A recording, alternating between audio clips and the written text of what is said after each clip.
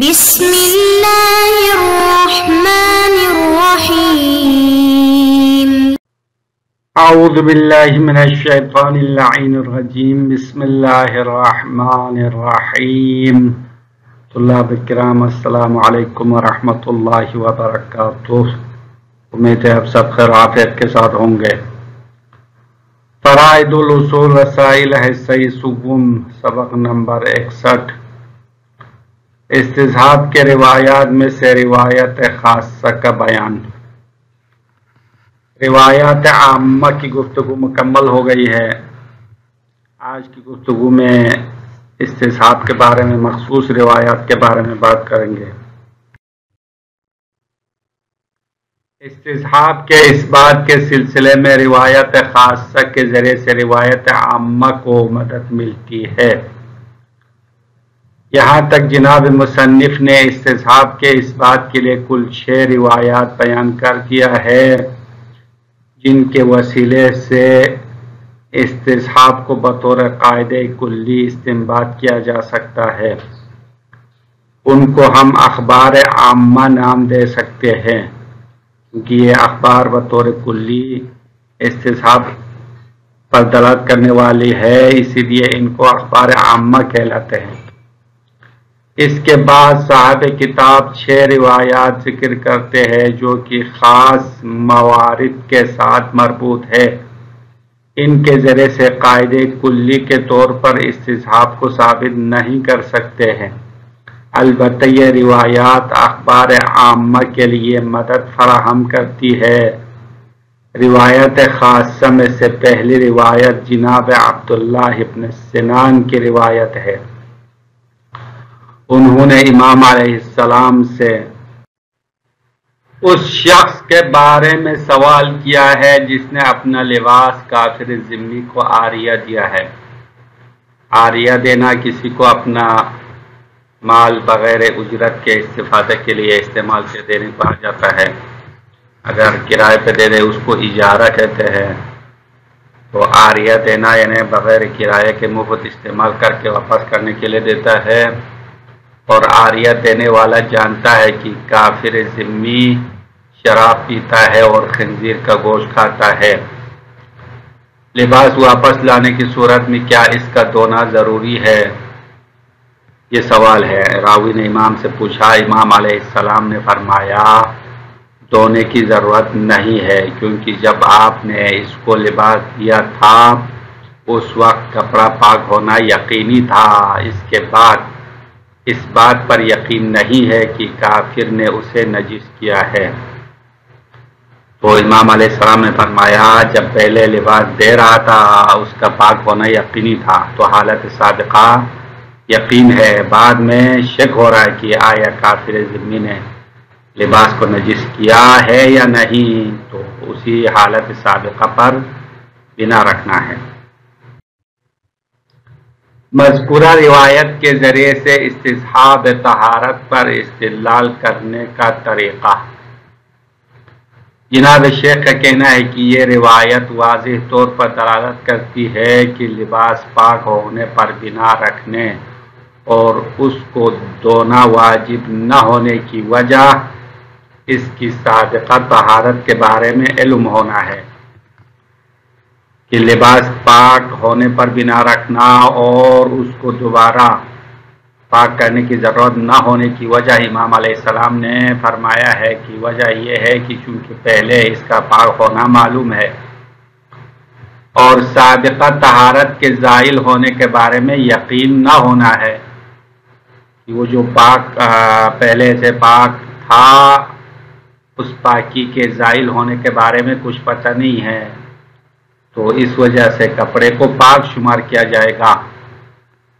اگر لباس کا پاک ہونا قاعدہ طہارت کی بنیاد پر ہے تو اس کے پاکی کے لیے سابقہ طہارت کے ذریعے سے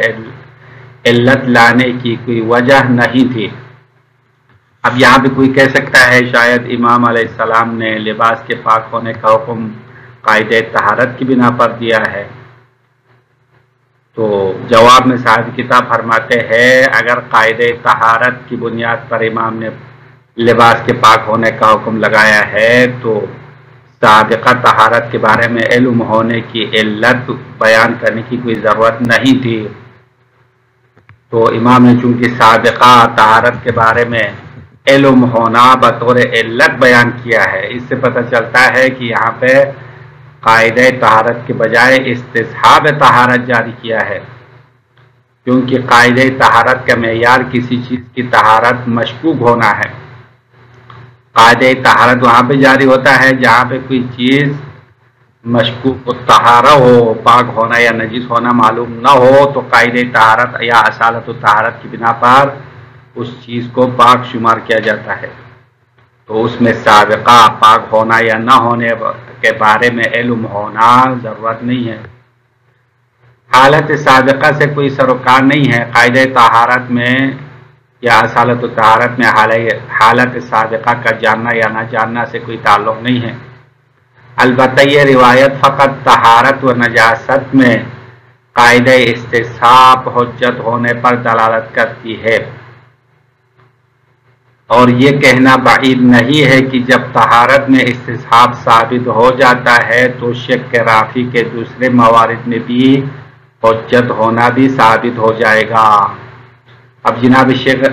فرماتا ہے کہ روایت میں صرف طہارت کے استصحاب ثابت ہوتا ہے، اب اسی کے ذریعے سے ہم دوسرے موارد میں بھی استصحاب کی حجت کو ثابت کر سکتے ہیں، کیونکہ جو طہارت میں استصحاب کو ماننے والا ہے وہ دوسرے موارد میں شک ہونے کی صورت میں بھی استصحاب کو ماننے والا ہے۔ اب اس میں کوئی تفصیل کا قائل نہیں ہے کہ صرف طہارت میں استصحاب جاری ہے، غیر طہارت میں استصحاب جاری نہیں ہے، اس طرح کوئی فقیہ یا مجتہد نہیں ہے جو تفصیل دینے والا ہو۔ تو جو فقہا اور مجتہدین طہارت کی شک رافع کی صورت میں استصحاب کو حجت ماننے والا ہے، وہ غیر طہارت دوسرے موارد میں شک رافع کی صورت میں استصحاب کو حجت مانتے ہیں۔ تو اسی طریقے سے ہم اس روایت کے ذریعے سے تمام موارد میں استصحاب کی حجت کو ثابت کر سکتے ہیں، اور یہ کہنا بعید نہیں ہے کہ جب طہارت میں استصحاب ثابت ہو جاتا ہے تو شک رافع کے دوسرے موارد میں بھی حجت ہونا بھی ثابت ہو جائے گا، کیونکہ طہارت اور غیر طہارت کے درمیان تفصیل کا کوئی قائل نہیں ہے۔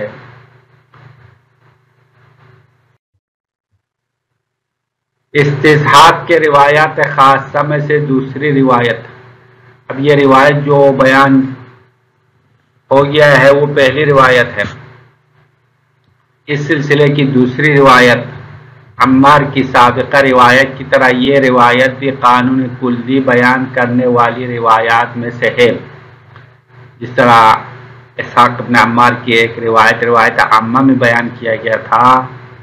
کہ اذا شککنا فابن علی الیقین،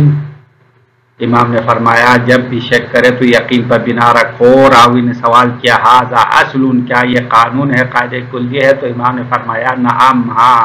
قاعدہ ہے، قانون ہے۔ تو اسی طرح یہ روایت جو ابھی ہم بیان کرنے والے ہیں یہ بھی قانون کلی بتانے والی روایات میں سے شمار ہوتی ہے۔ امام علیہ السلام فرماتے ہیں کل شیء طاہر حتی تعلم انہ قذر، کل شیء طاہر، ہر چیز پاک ہے، حتی تعلم انہ قذر، یہاں تک کہ آپ کو پتہ چل جائے کہ وہ نجس ہے، ناپاک ہے۔ تو جب تک نجاست کا علم نہ ہو ہر چیز کے اوپر پاک ہونے کا حکم ہے، ہر چیز پاک ہے یہاں تک کہ اس کی نجاست کے بارے میں علم ہو جائے۔ جناب شیخ نے اس روایت کے لیے دو مفہوم بیان کیا ہے۔ پہلا مفہوم یہ ہے کہ یہ کسی چیز کی سابقہ طہارت کا علم ہونے کے بعد اس کی طہارت مستمر یعنی جاری ہے یہاں تک کہ اس کی نجاست کا علم ہو جائے۔ اس مفہوم کے مطابق روایت میں جو غایت بیان ہوا ہے وہ اصل حکم کے لیے نہیں ہے بلکہ استمرار کی غایت ہے۔ اس مفہوم کے مطابق استصحاب پر دلالت کرتی ہے۔ روایت کے دو معنی بیان کیا ہے، ان میں سے پہلے معنی کے مطابق کل شیء طاہر حتی تعلم انہ قذر میں حتی یہ غایت ہے، یعنی ہر چیز کی پاک ہونے کی جو آخری انتہا ہے وہ اس کی نجاست کا علم ہونا ہے. تو یہ غایت کس چیز کے لیے غایت ہے؟ اس میں دو احتمال ہے. ایک تو حکم کے استمرار کے لیے غایت ہے، خود حکم کے لیے غایت نہیں ہے، یعنی ہر چیز پاک ہونا پہلے معلوم ہو تو اس پاکی کا استمرار باقی ہے، یعنی وہ جاری ہے، طہارت جاری ہے یہاں تک کہ اس کی نجاست کا علم ہو جائے. تو اگر روایت کا یہ مفہوم مراد لے تو اس صورت میں اس روایت سے استصحاب استفادہ کر سکتے ہیں، کیونکہ استصحاب وہی سابقہ طہارت کی بنیاد پر جاری کرتے ہیں. تو سابقہ طہارت معلوم ہے تو اس طہارت کو جاری رکھنا ہے، استمرار دینا ہے یہاں تک کہ اس کی نجاست کا علم ہو جائے. تو نجاست کا علم جب ہو جائے تو وہ نجی شمار ہوگا. نجاست کا علم ہونے تک اس کی طہارت جاری ہے، تو اس جریان کے لیے یا استمرار کے لیے غایت قرار دیں گے. تو اس صورت میں روایت سے قاعدہ استصحاب کو استفادہ کر سکتے ہیں. اب یہ دوسرا معنی اگلے سبق میں ہم بیان کریں گے. یہاں پہ گفتگو طویل ہوتی ہے، اس لیے ہم نے پہلا معنی اس گفتگو میں مکمل کر لیا ہے، اور اس روایت کے سلسلے میں اگلا معنی انشاءاللہ اگلے سبق میں بتائیں گے. وَرُبَّمَا يُؤَيَّدُ ذَلِكَ بِالْأَخْبَارِ الْوَارِدَةِ فِي الْمَوَارِدِ الْخَاصَّةِ. فرماتے ہیں کبھی تائید اور مدد کی جاتی ہے ذالکہ اشارہ ہے اخبار عامہ کی طرف. اخبار عامہ کی تائید ہوتی ہے یا اس کے لیے مدد دی جاتی ہے ان اخبار اور احادیث کے ذریعے سے الواردۃ فی الموارد الخاصہ، وہ اخبار وہ روایات مخصوص موارد میں وارد ہو چکے ہیں، یعنی اخبار خاصہ کے ذریعے سے اخبار عامہ کی مدد ہوتی ہے. اب اخبار خاصہ میں سے بطور مثال مثل روایت عبداللہ ابن سنان الواردۃ فی من یعیر ثوبہ الذمی، بطور مثال روایت خاصہ میں سے پہلی روایت عبداللہ ابن سنان کی روایت ہے. یہ روایت اس شخص کے بارے میں وارد ہو گئی ہے جو اپنے کپڑے کو کافر ذمی کے لیے عاریہ دیتا ہے. وَهُوَ يَعْلَمُ، اور عاریت دینے والا شخص جانتا ہے أَنَّهُ يَشْرُبُ الْخَمْرَ وَيَأْكُلُ لَحْمَ الْخِنْزِيرِ، وہ کافر ذمی شراب پیتا ہے اور خنزیر کا گوشت کھاتا ہے، سور کا گوشت کھانے والا ہے. قال فهل علی ان اغسلہ، قال راوی نے کہا آیا میرے اوپر واجب ہے کہ میں اس لباس کو دھو لوں؟ اگر کافر ذمی لباس استعمال کر کے واپس کرے تو آیا اس کا دھونا ضروری ہے یا نہیں؟ فقال علیہ السلام، امام نے فرمایا لا، یعنی دھونا ضروری نہیں ہے، کیونکہ لأنک اعرتہ ایاہ وہو طاہر، کیونکہ آپ نے اس لباس کو اس کافر کو عاریہ دیا وہو طاہر، حالانکہ وہ لباس پاک تھا. وَلَمْ تَسْتَيْقِنْ أَنَّهُ نَجَّسَهُ، اور آپ کو یقین نہیں ہے کہ اس کافر نے لباس کو نجس کیا ہے، تو لباس کی نجاست پر علم نہیں ہے. وَفِيهَا دَلَالَةٌ وَاضِحَةٌ، اور اس روایت میں واضح دلالت ہے علی ان وجہ البناء علی الطہارہ وعدم وجوب غسلہ، بے شک طہارت پر بنیاد رکھنے کی وجہ اور اس کے دھونا واجب نہ ہونے کی وجہ ہوا سبق طہارتہ وعدم العلم بارتفاعہا، تو لباس پاک ہونے پر بنیاد رکھنے کی وجہ اس کی سابقہ طہارت کی وجہ سے ہے، وعدم العلم بارتفاعہا، اور طہارت کے مرتفع ہونے کا علم نہ ہونے کی وجہ سے ہے، کیونکہ پہلے پاک ہونا یقینی تھا اور اس پاکی کے زائل ہونے کے بارے میں علم نہیں ہے، یعنی یقین سابق شک کے لاحق ہے. اسی وجہ سے امام نے پاکی کا حکم لگایا، اور یہ مفہوم استصحاب ہے. ولو كان المستند قاعدة الطهارة لم يكن معنى لتعلیل الحکم بسبب طہارہ، اگر اس حکم کی دلیل قاعدہ طہارت ہو، امام نے قاعدہ طہارت کی وجہ سے حکم لگایا ہو، تو لم یکن معنی لتعلیل الحکم بسبب طہارہ، تو حکم کو طہارت سابقہ کی علت لانے کی کوئی معنی نہیں رکھتا ہے،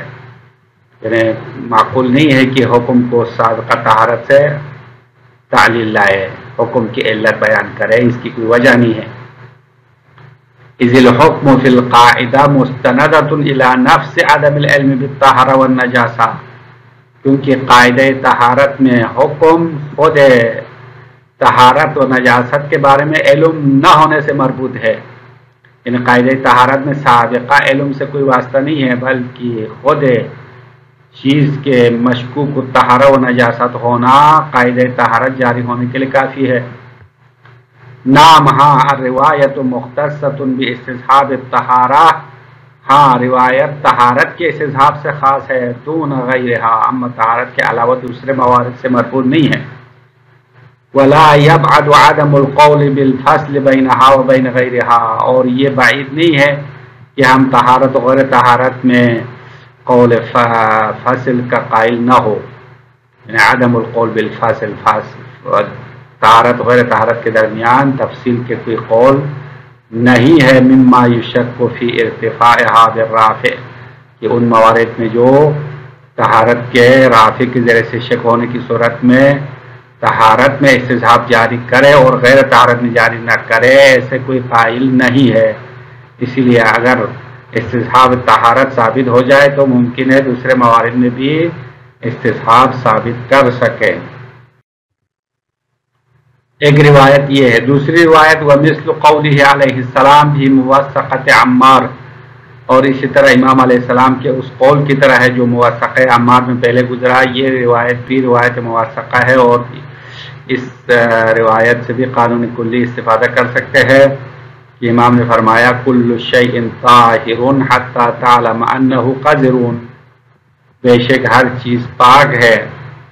تمام چیزیں پاک ہے یہاں تک کہ اس کی نجاست کے بارے میں علم ہو جائے۔ جب نجاست کے بارے میں علم ہو تو وہ نجیس شمار ہوتی ہے،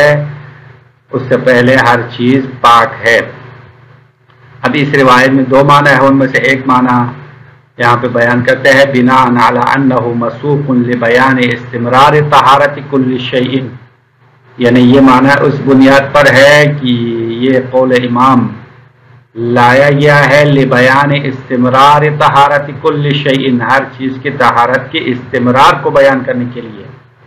طہارت جاری ہونے کو بیان کرنا ہے، الی ان یعلم حدوث قذارتہ، یہاں تک کہ اس کی نجاست حادث ہونے کے بارے میں علم ہو جائے، یعنی ہر چیز کی طہارت جاری ہے چلتا رہے گا یہاں تک کہ اس کی نجاست کا علم ہو جائے۔ لا ثبوتها له ظاہرا و نہیں کہ طہارت اس چیز کے لیے ظاہراً ثابت ہونے کے لیے غائب ہو، ایسا نہیں ہے یہاں پہ